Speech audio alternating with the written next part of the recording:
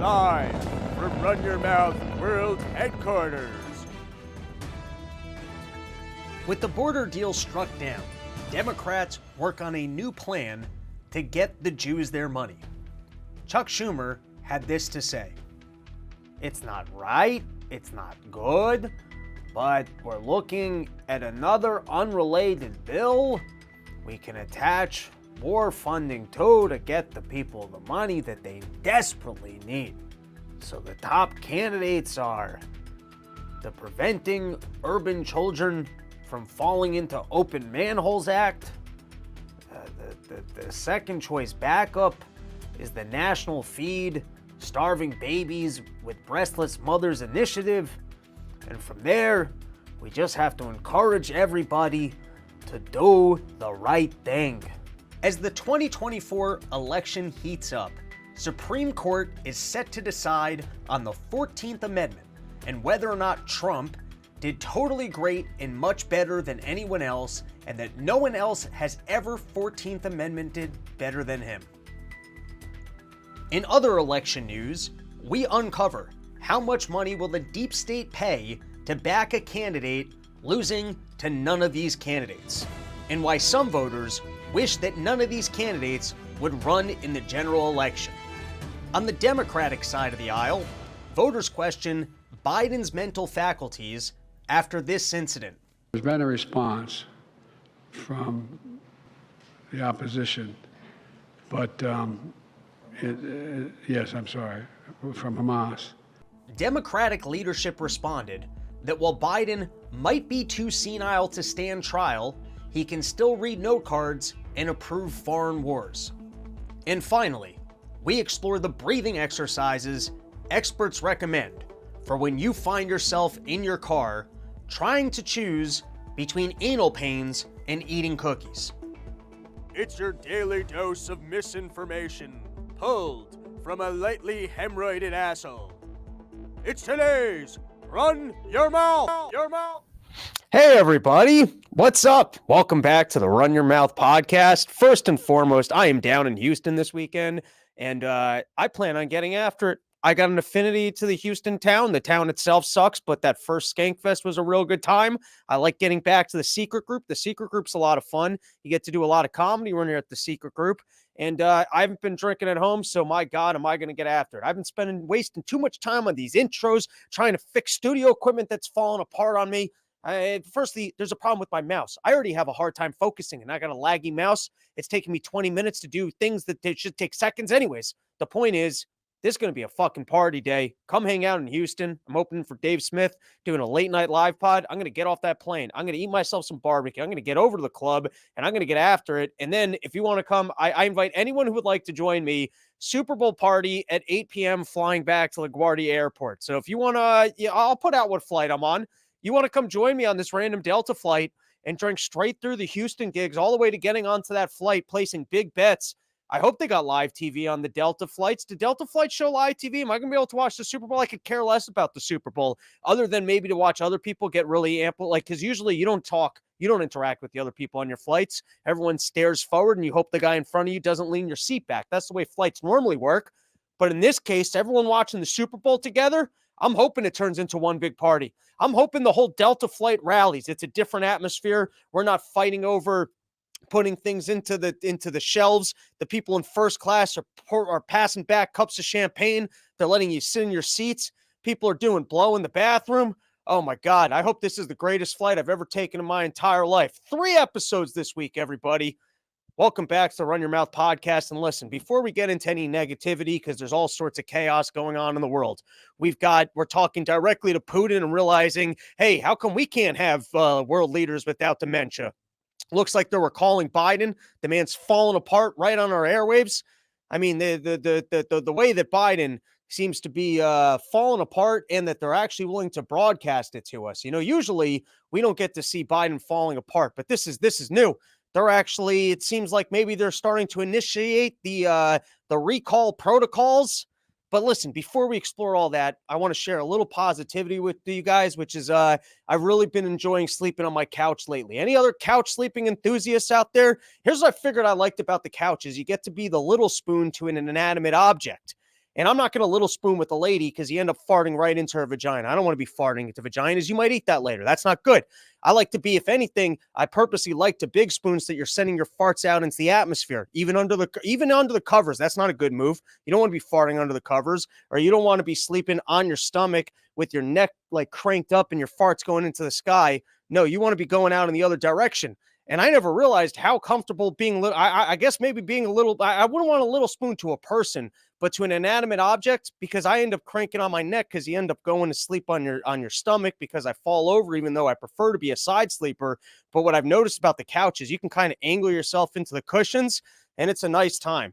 So listen, we're going to get into the news. I've done all my research. I got everything about the border bills. I got the things about the Putins, the Russians, the this, the that. But sometimes you just got to shout out the nice things in your life, which is at the moment, I am really enjoying sleeping on my shitty futon.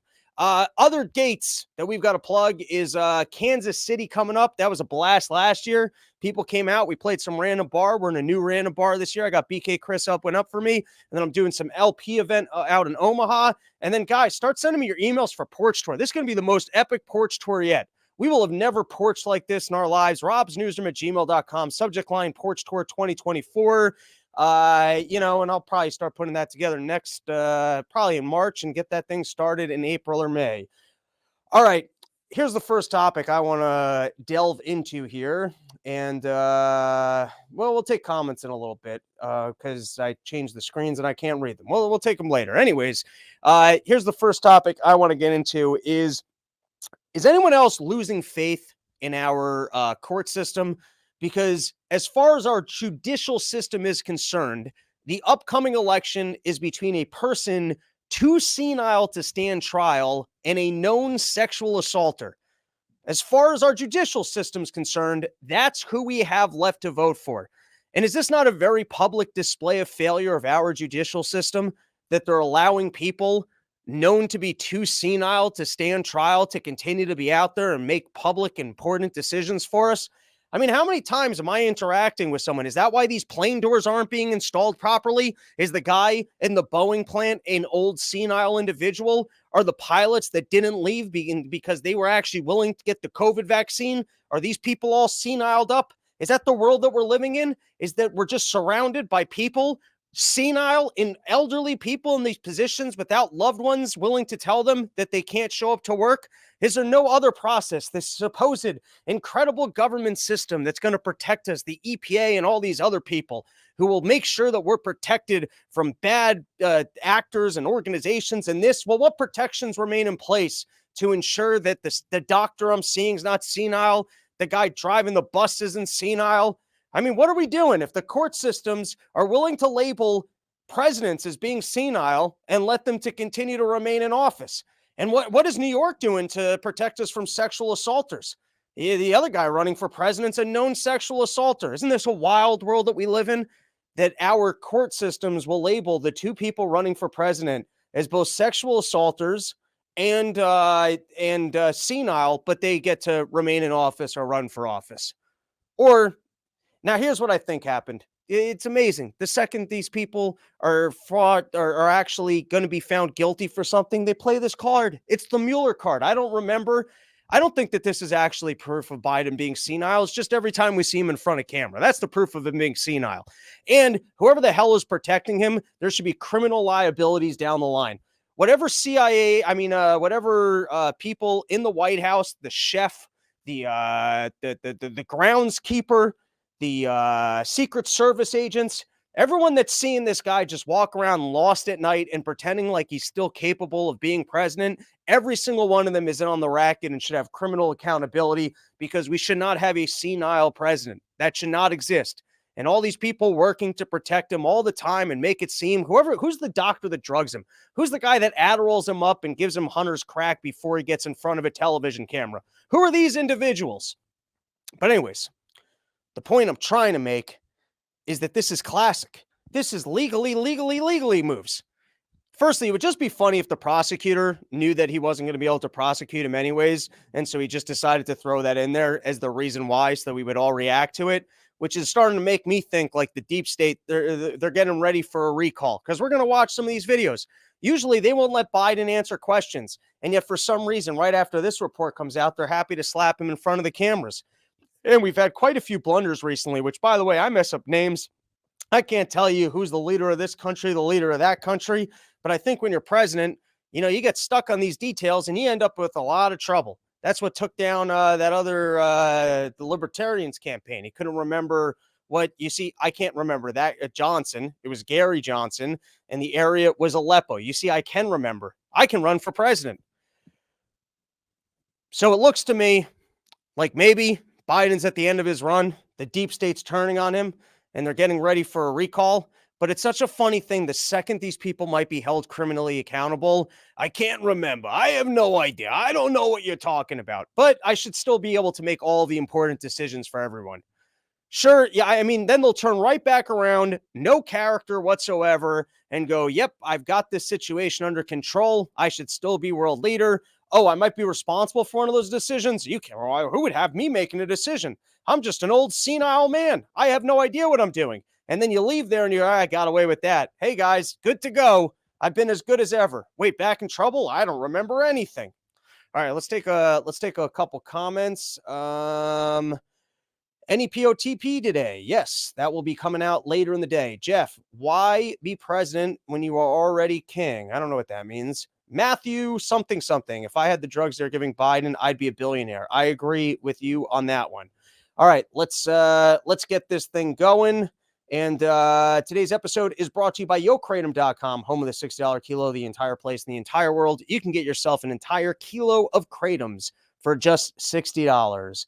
And as the world seems to be falling apart and we got a president with dementia, you don't want to have to go through this whole thing sober. So you know what I recommend? YoKratom.com, home of the $60 kilo. So let's start with this. This is from the BBC. My memory is fine. This was Biden. Biden's letting you know, my memory's fine. I don't remember having any problems with it at all. I can't recall one time I had a problem with my memory. I'm so smart. And so let's take a look at what actually happened. This is from the Wall Street Journal. So remember when they rounded up Donald Trump, they said he had the nuclear secrets, he had the codes. We've got to storm Mar-a-Lago. So apparently, this is from the Wall Street Journal. Biden willfully retained and disclosed to a ghostwriter classified materials while he was a private citizen after his vice presidency. And remember, as vice president, you don't get to declassify things. That's only something a president can do, including documents about military and foreign policy in Afghanistan and notebooks with Biden's handwritten notes implicating sensitive intelligence sources, according to a report from special counsel Robert Hur made public Thursday. That's always the biggest thing. It's the knock list. If anyone talks about anything, you're going to give away our sources. So at least according to the prosecutor, he did he broke the golden rule, which is giving away sources. Mr. Biden's lapses in attention and vigilance demonstrate why former officials should not keep classified information unsecured at home and read them aloud to others, Hur wrote in the 345-page document. All right, let's continue. This was the golden line. Convincing Mr. Biden would likely present himself to a jury, as he did during our interview of him, as a sympathetic, well-meaning elderly man with a poor memory, the report said. There's no reason to even go to trial. They'll just let him off because he'll come off as an old, sympathetic, well-meaning elderly man with a poor memory. So maybe what the prosecutor's telling us is that Biden's still on his game. Listen, this guy's got to show up and he's got to act, and he plays two characters. He plays them well. He plays the bold-faced liar well on national television, and then when he comes in front of us, this guy's still on his game. We've seen all sorts of politicians pretend to us once they're in trouble like they were too dumb to ever make those decisions. They can't remember any of the decisions that they made, and usually we can see through this. We can go, hey, there's a track record of you being a very confident individual. So you can't come in front of us and try and pretend like you're some dumbass while you're out there campaigning and telling everyone that you're on top of their shit. I don't want to hear this. This is unforgivable. But this guy, it's testimony to how good of a politician Biden still is, that he's still on his game and that he put on such a show for us that he couldn't remember anything. We can't even put him up on trial. And then he turns right back around, gets back to work, and he's great at it. Or is this gonna undermine the whole campaign? Are we gonna actually hear from this whore fellow Moore guy? What the fuck was his name? I don't remember. Are we gonna actually hear from this guy in the news to better inform us on what exactly it was that showcased to him that Biden seems to have no memory? Here, this is also from the Wall Street Journal. Here were the specifics. This is what let him know, hey, there's no way that we can put this old man up on trial. Biden's memory in his interview with the special counsel's office was even worse, the report said. He didn't remember when he was vice president and forgot when his term ended and when his son Boo died, it said. Biden also allegedly forgot who his allies had been in the Afghanistan debate and mistakenly identified one as an antagonist. All right, let's continue. So this is from CNN. And this is what I found so interesting. We've been reporting on the last couple episodes about how much they've been lying about the border crime. I mean, the border bill. The border bill, it basically tried to legalize the current illegal immigration. That's what they tried to do. And they tried to pretend, hey, this is us fixing the problem. Remember when they reported on the Don't Say Gay bill? It was never called the Don't Say Gay bill. The whole game of politics is that you slap a name on a bill, which is exactly what it isn't. The thing to restore faith in our communities. And then it's about how the governor can rob more. That's always the way it works, but you put your fancy title on it. And so the liberal media is so good at lying to you. They realized, hey, we can't let DeSantis play this game, pass some bill that's got some protect your kids type name on it. That's the game that we play. So they lied and just started calling it the Don't Say Gay bill. I mean, these people will lie all the time. They pretend the border bill is the best possible example. They're trying to pretend like it's an actual initiative to fix the border while they incentivize more people to try and illegally immigrate to the country and legalize what has previously been considered illegal immigration. And they try and pretend, hey, this was trying to fix it. They do it all the time. They lie right to our face. What do you think has changed in the media that they didn't just run with Biden will not be prosecuted because whatever? Biden found not guilty. Wouldn't you just think that would be the headline and they would move on? That they would do everything they could to cover up for the fact that Biden seems to not have the mental faculties to be prosecuted? Don't you think they wouldn't even give you that information? They would just go after careful analysis. After a 2-year investigation, prosecutors decided that Biden has done nothing wrong, and they wouldn't give you the other information. They are very good at lying. They're very good at not reporting these details. They're very good at turning around and doing nothing but spin. And, if anything, they would just bring on the experts and go, yeah, of course, if you're in trouble, you want to come on and you want to make your case as best as possible. And traditionally speaking, when I worked at the State Department and we were being questioned on previous actions, it was a task to pretend like you couldn't remember. And a lot of us aren't good at not remembering. And so if Biden was able to get in front of this people and convince them that they couldn't remember, it shows just how on his game he is. I mean, they would spin, they would do everything they can. But even now, something has changed that it seems like maybe they're starting to actually process the recall initiative. And so this is from CNN. And as we bash Biden for being an idiot, we get to discover whether or not my sound works. Here we go, monitoring the comments. You guys can tell me. Hopefully you guys can hear this. But I think there is also a potentially very damaging political headline that we really need to take a beat to talk about as well. And that is simply put that the president is an elderly man with a bad memory. If you look through the report, and I'm just still going through every page of this, but if you go through it, there is a detailed explanation here for why the special counsel's office decided not to bring criminal charges against the president. And at various junctures, the report mentions the president's memory and memory issues being a factor. For example, it says the president's memory was significantly limited both during his recorded interviews with the ghostwriter that Evan was talking about in 2017 and in his interview with our office in 2023. It also makes a reference at another point in the report, Mr. Biden's limited precision and recall during his interviews, again, with the ghostwriter and with the special counsel's office. It also talks about how President Biden could present himself to a jury as a, quote, sympathetic, well-meaning elderly man with a poor memory. Now, I don't have to tell you that these headlines sort of write themselves as far as sort of the opposition and critics and Republicans are concerned. This has been an area of targeting by Republicans and the president's critics for a while now. Even this week, We have been covering the fact that the president has had a number of misspeaks, a number of missteps when he was recalling events from the recent past, when he was talking about meeting with different world leaders, mixing up their names and who they were, who was alive at the time and not. So in this way, I think it is just an important sort of framing and ammunition that this report offers to the president's critics, including, of course, former President Donald Trump. Isn't it interesting that they're reporting on this, especially night of? I mean, those are the fine-tuned details of why he's off the hook. You'd think you'd start off by going, yeah, Donald Trump might still be in trouble, but Joe Biden found not guilty of any of these charges. Now, here what was most interesting to me.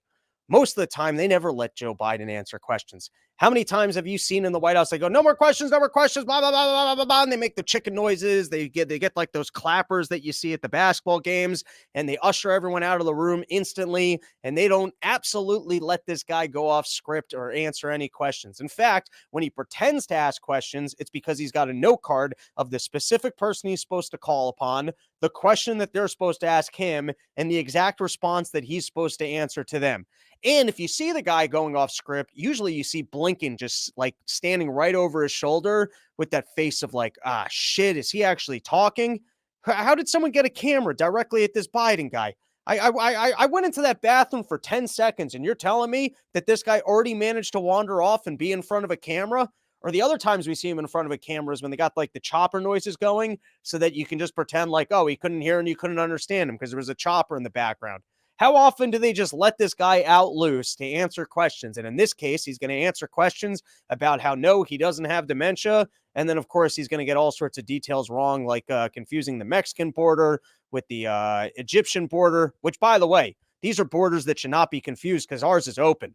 I mean, listen, there's details that I get wrong in my brain all the time, but confusing the Egyptian border with Gaza, which has a beautiful prison wall there, keeping the Gazans out, versus our border, which is just letting all the Mexicans in. You would think at least these details the guy could keep a handle on, but he couldn't. So let's watch some of the footage of the news giving the guy a hard time.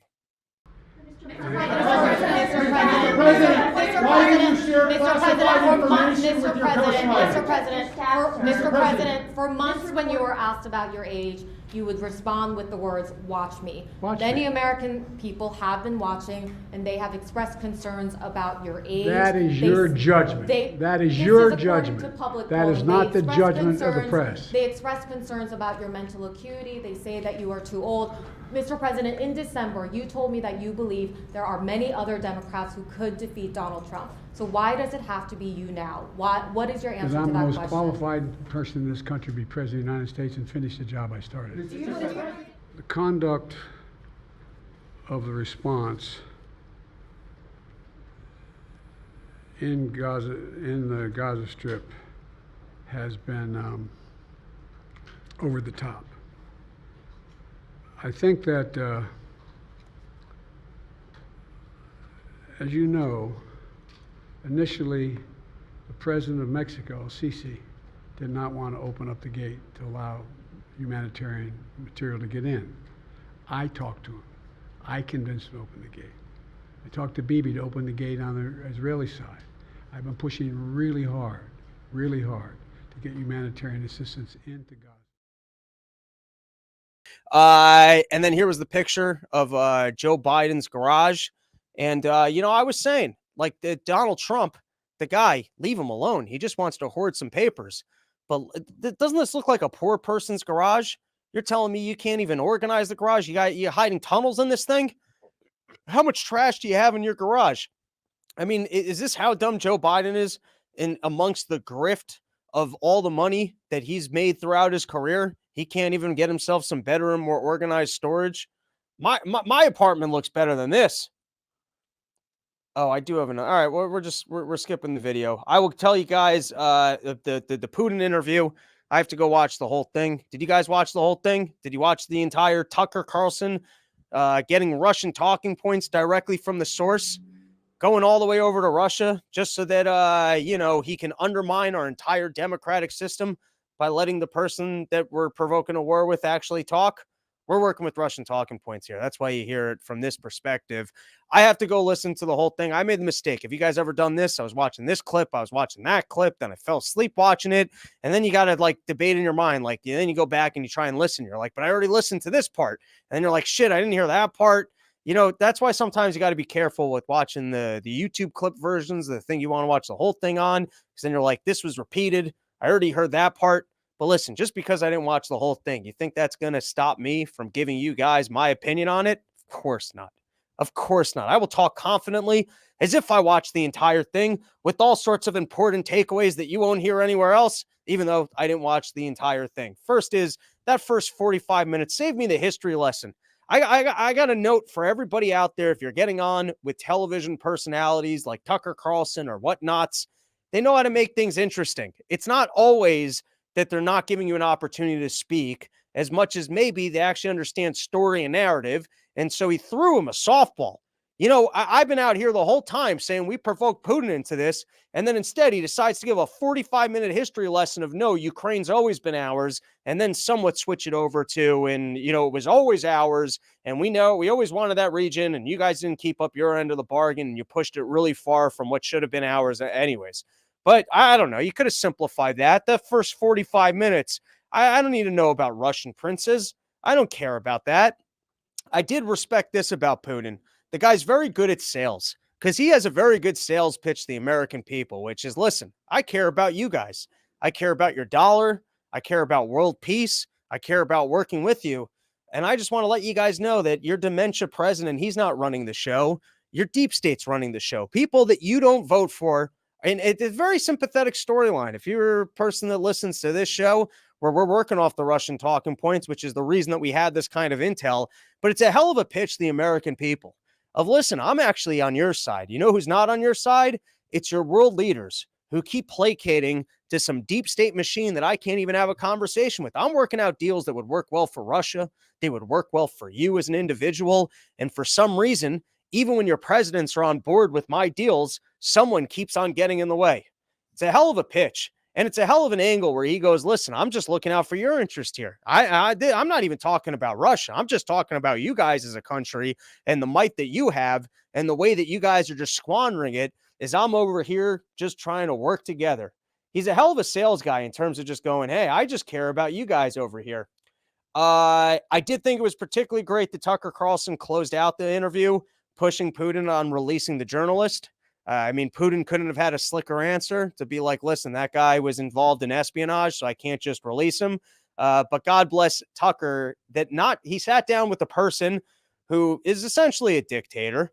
And I guess Putin doesn't have to let you out of the country, even though that would be a bad look. You know, Tucker's over there, if anything, nearly drumming up support or at least willing to share the storyline, get us closer to educating the American people to, hey, maybe we can actually get along with these guys, or maybe we don't have to be provoking and funding these wars. But anyways, props to Tucker on pushing on, not just asking the question, but pushing on it. And then the last thing that that was my takeaway was I've said it before that there always seems to be a weird game being played between world leaders where like they seem to kind of get along, but they'll put us up as collateral. You know, like it never really affects them. They get to live in their bunkers, their nice mansions. They have their house. It never seems to affect them. It seems to affect the civilians in those countries. Like for a while, we were still working with Russia on the thing up in space at the same time where we're supposedly fighting wars. And so I thought it was very interesting that Putin more than once said, we're in communications, or we had that discussion, and I don't feel comfortable sharing the details, or I don't think it would be appropriate to talk about this. Now, you would think if I was Putin, you would bury America. You'd have your opportunity. You would go, hey, the following discussion happened place behind closed doors. Here's the documentation. Or here, I secretly recorded blank person saying. You would think that you would do it all. You would bury us. And maybe it's because these things didn't happen, and that's just his version of lying. But there did seem to be this interesting through line of, listen, behind closed doors, we get along. Our CIA, your CIA is talking to our intelligence. We're working on this deal. We're working on that deal. We're trying to figure this thing out. We're trying to figure that thing out. And as long as I can continue to keep those secrets, we can continue to have those conversations and play fighting while, you negotiate for your leverage here. That person negotiates for his leverage there.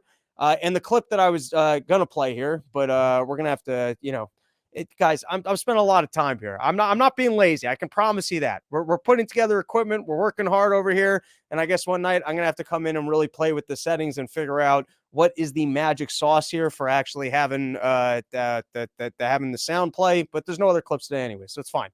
But the clip that I wanted to showcase, maybe we'll show it on the next episode, is something that we've been talking about quite a bit on the show, of the strategic error that the United States did here when it weaponized our currency. And Russia was a good customer. At the end of the day, they were helping us steal. They were helping us print money and spend it. And not only were we stealing from us, we're sending our inflation all over the globe, and everyone's using our currency. And so what do you do when you take these other people and you let them know, hey, you might not be able to use our currency? We might lock you out of our currency. Well, for one, you're throwing a guy out of a place while you're stealing from him. He's literally in your store and you're stealing out of his pockets. And then you get so greedy, you kick the guy out of the store and you're like, shit, I can't steal from that guy anymore. It's like you literally had a guy walking around who's just pickpocketing the individual standing in your store. And then you took one of the guys with the deepest, richest pockets and you threw him out so that someone else could steal from him. So anyways, this clip was talking about that strategic blunder and why it would not help us. And, we'll listen to the next episode. All right, before we change topics, why don't we take a couple comments? I'm going to get off screen here so I can actually see and read them. What do we got here? What do we got people saying?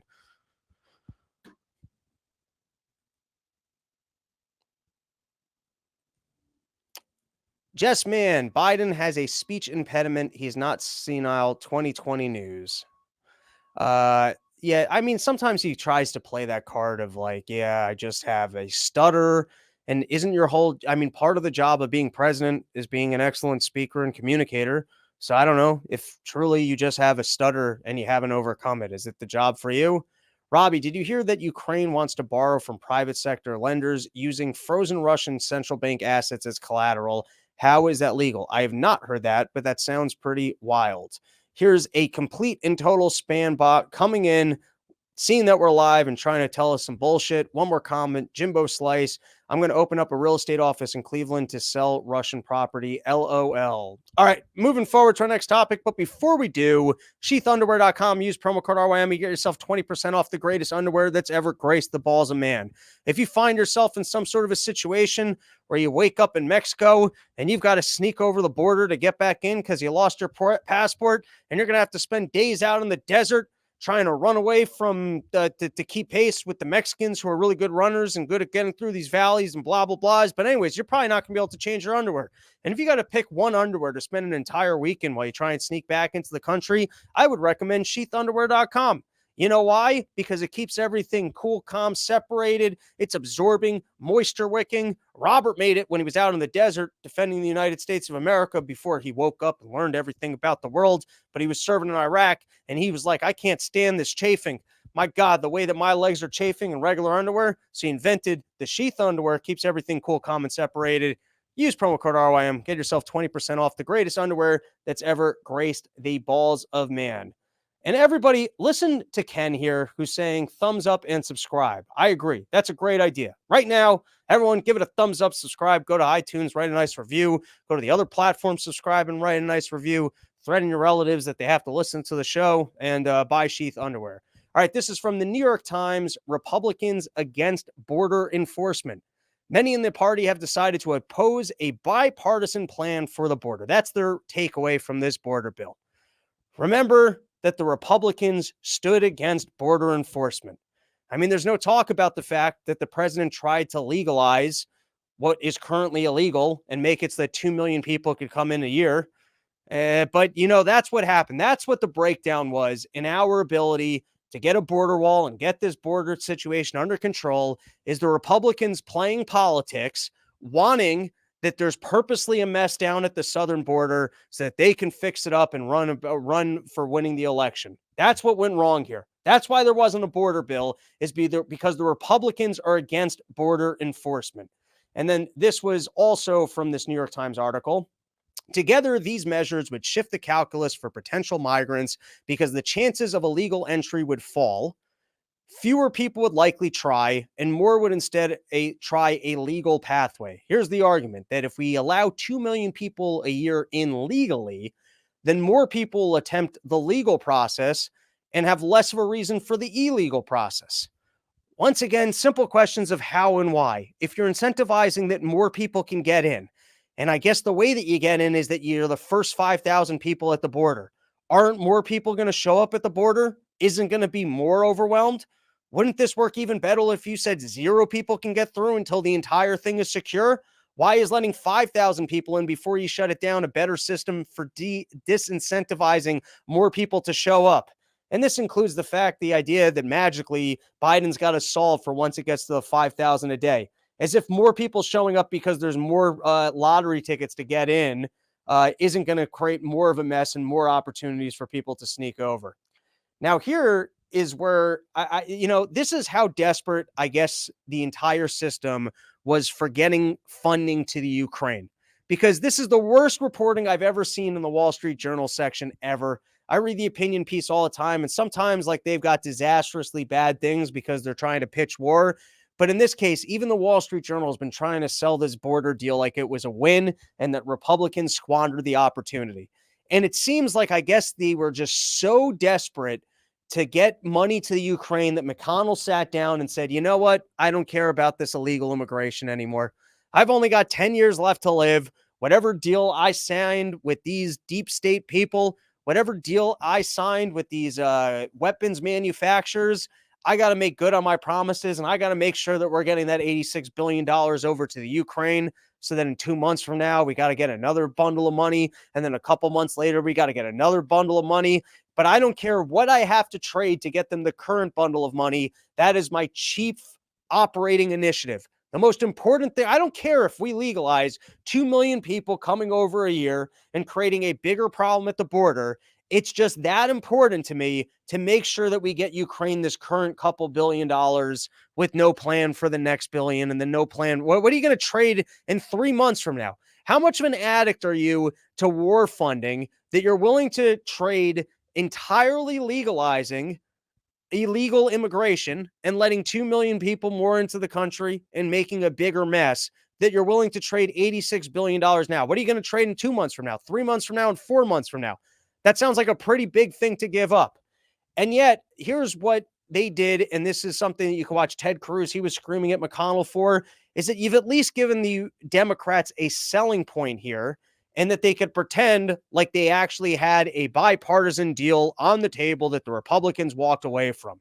Why would you even put this one up for a vote? Why would you even, like, in the negotiating process, why would you accept the legalization of 2 million people a year?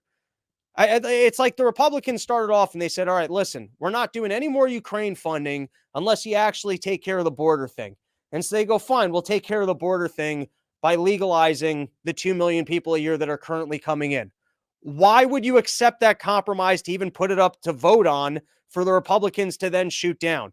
All right. So anyways, this is from the Wall Street Journal. It's from the opinion section. And this is them trying to sell that the Republicans walked away from what should have been a good border deal. And in my estimation, it's just because the Wall Street Journal and some of these others are so desperate for their war funding. The mistake by Senator Lansford and McConnell was assuming that Republicans who demanded border provisions were sincere. But those senators ran for cover as soon as Mr. Trump handed down orders not to give Mr. Biden anything he could take credit for.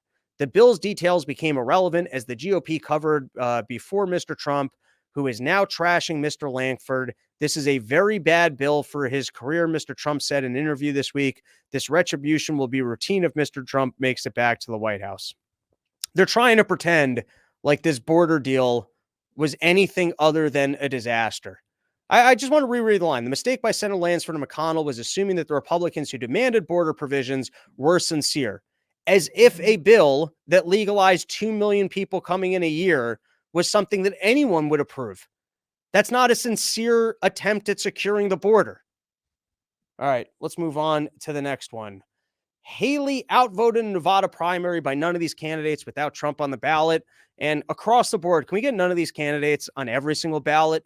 We can see what percentage of Americans showed up to just say, fuck you, stand on a line. I mean, you thought Trump was the fuck you candidate. Imagine when there's actually hey, I hate all of you candidate right there on the bill. I support none of you. I mean, maybe you could argue that that's what some of these other parties or even the LP party is, but I like that. Put that right. Make people earn your vote. Why don't we? And you know what it should be? If like 50% of the population shows up and votes for none of these candidates, then maybe your presidency actually comes with less authority and power. Isn't that maybe that should be, that's the way that we actually unwind government, is that unless you actually get like 50 or 55% of the vote, and by 55% of the vote, I don't mean just the vote, I mean like the population that can vote actually showing up and voting for you, maybe like you are the president, but with more limited authority. I don't know exactly the way that would work. I mean, currently they do the executive orders. They do all sorts of things to exert authority that they don't currently have. But maybe, I don't know, if you're a president and 40% of the population or more than 40% of the population votes for specifically none of these candidates, hey, we hate both of you and we don't support either one of you, then you're a president with lesser authority. Or at least let's get that number on the books. Why don't we find out how many more people will show up and vote if you actually have an option for, hey, fuck you. All right, next.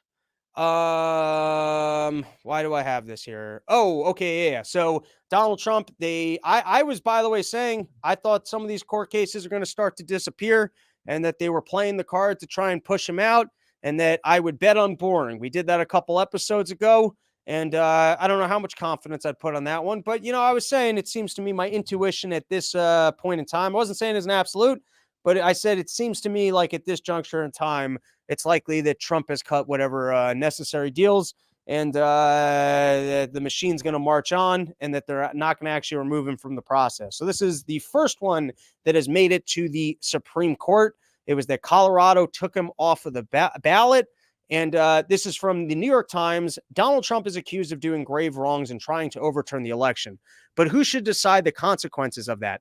Should it be 9 people in Washington? Should it be individual states? Should it be Congress? Or should it be the electorate of the United States, which can for itself assess whether Trump's conduct is so blameworthy that he should not have the opportunity to serve another term? Something that we were saying a year ago when this case came up. How is it democratic to remove this person if what he did was so terrible and it was actually insurrection and voters hated it?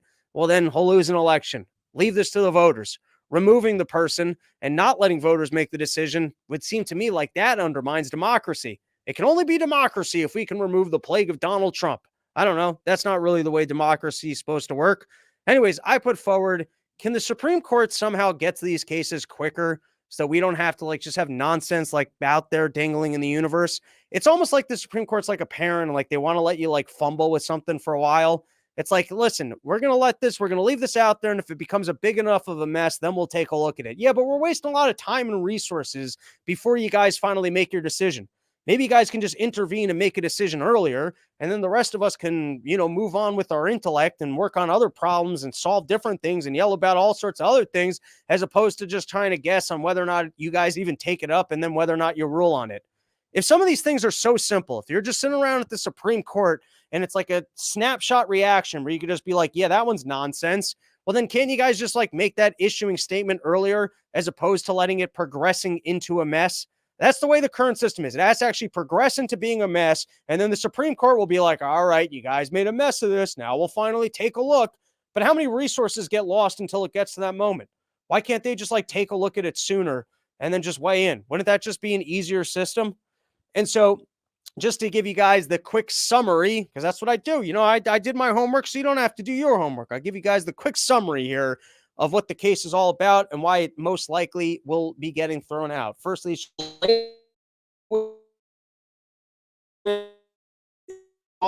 and it would be inconsistent in the way the Constitution uses its language to try and pretend like the president is an officer, is one.